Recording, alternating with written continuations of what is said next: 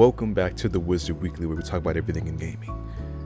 PlayStation, we just had a meeting not even 2 days ago talking about the PS5 Slim. All the Wizards were here, we were chilling, talking about it, we were having a good time. Why are we back here again? It's not even 2 days. PlayStation just took one of the biggest L's that we've seen them taking in recent history with their published title, Concord, which is a 5v5 or 6v6, I don't know what the fuck. It's their hero shooter title that was published for $40. And listen, we all know this game performed terrible, right?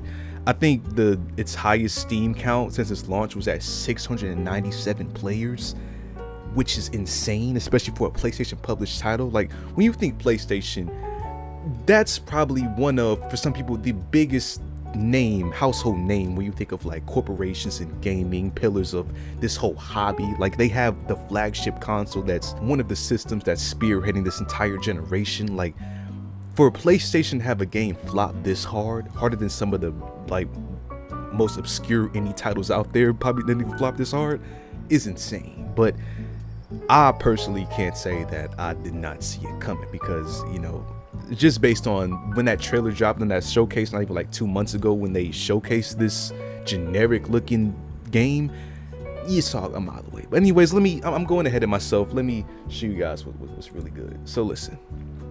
Oh, wrong screen. So like I said, the game performed so bad that PlayStation took it to themselves to just delist the game immediately, which was yesterday, and they plan to even give players that purchase this game refunds. They suspect it's only around 25,000 or around that number of people that actually like bought this game and tried it out. So it's going to be about 25,000 refunds going back out to those same players, which is, you know, you got to do what you got to do. It's insane that that's even a conversation that needs to be had for a PlayStation published title. Here on the official blog side, you know, it's just their little letter to the fans saying, you know, how they messed up and their best course of action is to refund the game and delist it immediately. You know, the usual jibber jabber. But like I said, the game is no longer available to purchase on any platform that it was on, which was PC and PlayStation 5. So the players that's playing the game, as you can see right now on Steam, my camera covering it, these 61 players, these are the only, well, the people that own this game right now are the only people that can play this title, which is crazy. Now, as far as factors that played into the downfall of this, you know, really ambitious live service game published by Sony, is so many factors that goes into this. One, you know, there was speculation, well, not speculation, but there was evidence of some of the developers at Firewalk Studios, the people that's behind Concord, they were shitting on players that were criticizing the game. You know, there's screenshots floating around of that. Not only that, but just look at the game.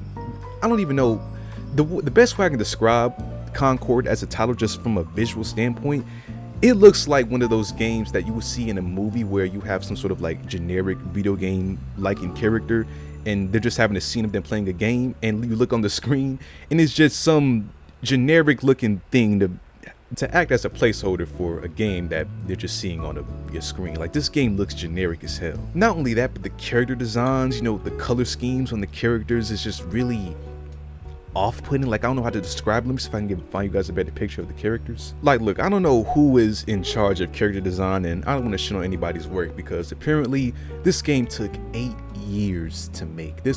I think this is Firewalk Studios' first or second game ever, and the game took 8 years to make, but the character design is just atrocious. Like, it just seems like they're trying so hard to be different that it just looks like a bunch of vomited colors on a bunch of like different character models. And it's really sad, because we see time and time again how, you know, scrutinized the gaming industry is from a developer standpoint, and how hard it is to try and make games in today's current, you know, economic climate. But dude, this game is just the pure embodiment of just mid. That's the best word I can give this game. It's mid, bro. Also, what I just really think the nail in the coffin was the fact that this is a live service hero shooter game, 5v5, for $40. Again, that's the price that they were charging to just have access to this soon to be delisted title, well, already delisted title. And that's a crazy price point to charge when you have a free market of games like Overwatch or Valorant that just came out on console recently. So to compete those well-polished and already established games with so much more content and so much more intriguing live service for the people that actually, you know, buy into that, compared to this for $40 plus the live service aspect where you have to pay more as you go. Well, they're gonna, you know, egg you on to pay more as you go. It's insane, man. Like I just feel like this is a game. So they say that the game was in development for 8 years.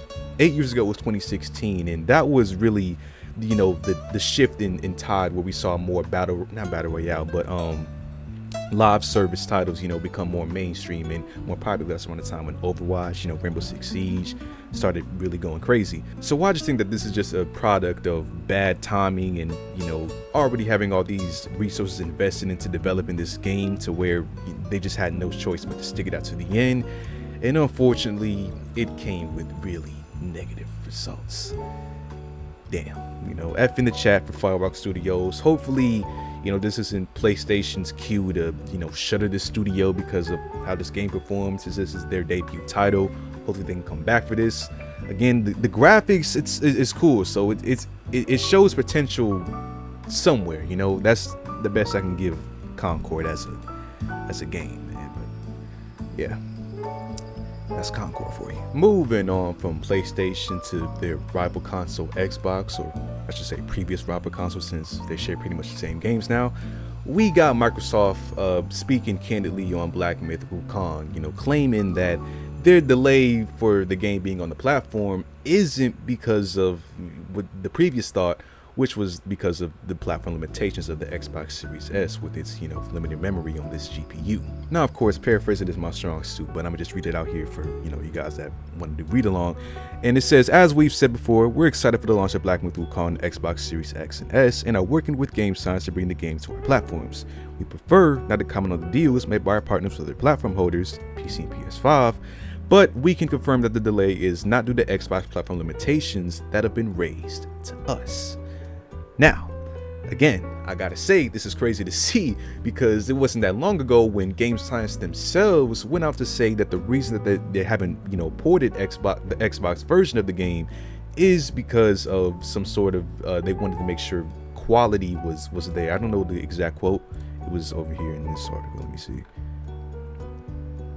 Yeah, we apologize for the delay and aim the way for Xbox users. We will announce the release date as soon as it meets our quality standards. Now, this whole delay for games releasing on Xbox Series S is nothing that we haven't seen before. In fact, it's starting to become a heavy pattern for a lot of, you know, modern games that are developed with the modern hardware of the Xbox Series X and PS5, you know, specs in mind, but still want to port the version of the lesser Xbox Series S console because that's a pretty big user base, you know, the game that's gaming right now. Now, of course, we've seen time and time again of games making some sort of adjustments to, you know, scale the game and make sure it runs smoothly or at least playable on, you know, the Series S console.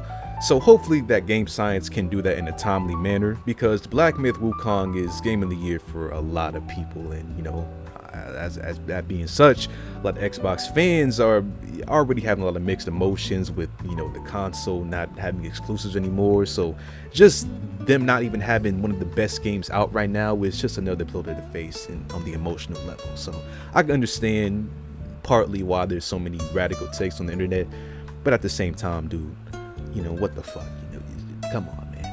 But I can say that it's not all bad for Xbox, because Capcom just recently announced yesterday that Marvel vs. Capcom, the Fighting Collection that they announced for PC, PlayStation, and, you know, all the platforms, is in fact going to release on Xbox in 2025. So that's good news. People were losing their minds over this. Almost as much as they were losing their minds over this handshake right here. Why was this handshake so iconic? Why were people losing their fucking mind over a handshake? I never seen a whole bunch of people go so crazy over a dap. Like that's so crazy. Like, imagine the big ass stadium just losing their shit over Cyclops and Ryu dapping. It's crazy. But yeah, for the longest time, you know, this early era of late 90s, early 2000s of Marvel vs. Capcom and, you know, early Capcom titles have just been a real pain to try and get your hands on if you didn't know anything about emulation, or you didn't want to chuck the money up to buy an old console and, you know, buy a used copy that somebody wanted to scalp the price on. So the fact that they're re-releasing this game is just a blessing. I hope more games from this era, comes out. Personally, I'm hoping for those, early 2000s Spider-Man games like Spider-Man Friend or Foe. Was that like a PSP exclusive? I don't know. Let me see. What was Spider-Man Friend or Foe? Spider-Man Friend or Foe. What was that? Because I played the hell out of this game. Okay, this is 2007. Yeah. Okay, PSP, PS2, Wii, Xbox. Yeah, they need to bring this game back. This game was fun as hell. I love this game. Yeah, good hack and slash. What's it going for nowadays? $8. Oh my god. Well, seeing the Xbox port is almost 100. That's fucking robbery. Well, there's a game for Windows version. I never knew that. What the freak? I did not know they made this on Games for Windows. You guys remember this Games for Windows tag that they used to put on PC games? $6. Yeah, so it only seems like the Xbox 360 port is expensive. That's crazy. While we're here, let's just, for shits and giggles, how much is original Marvel vs. Capcom 2? Marvel vs. Capcom 2. Just for shits and giggles, what's that going for?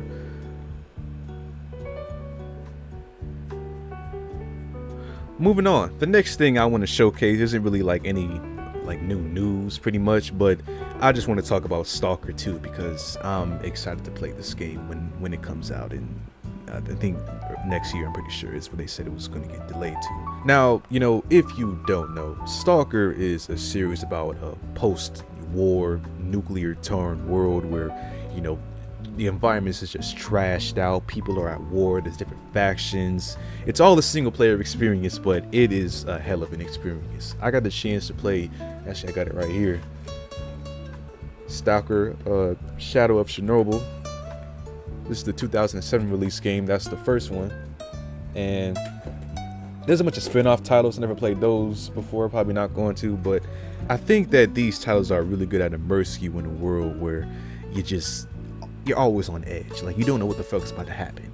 And not just that, the game obviously looks beautiful, and the developers are working hard on it for years, I think for about 13 years or 8, something like that. But the developers, GSC World, their studios is based in Ukraine, and I'm pretty sure we all know what's going on in Ukraine right now. A lot of bad things, a lot of battling, a lot of war, and they had to develop this game in the midst of all that. Like, I'm gonna link this Guardian post. I know journalists are scummy. You guys probably don't want to read it, but if you guys can, read this article about how they had to basically try and develop this game in the midst of a crazy war where people, staff members are having their families torn apart during this wartime. There's even a part where they had some of their families come to the office because it was the only place where they had, working electricity. Like, it is a crazy time for the developers of this game. And the fact that, we even going to get this title at all is just, at the end of the day, who the hell wants to make a game in the midst of, the thought of having your whole fucking area just bomb? Like, who would do that? Like, these guys are really talented people. And the article really just goes into how they use this title as some sort of stress relief, and how it was just a crazy 13 years. Yeah, my bad, I told y'all 8 years just not that long ago. It was actually 13. So yeah, Stalker 2 looks to shape out to be a really cool game that I'm excited to play, and hopefully everybody that was involved with making this title, and everyone in Ukraine that's just innocent right now, is safe and sound. Hopefully they can be safe and sound in the near future if they aren't right now. But yeah, also the Stalker 2 devs said that the Series S version of the game is running at around 35 FPS. They're trying to optimize it, so Series S is undeniably, it needs work. It needs extra work on that console. But yeah, man, that's the Wizard Weekly. I'll see y'all in the next one.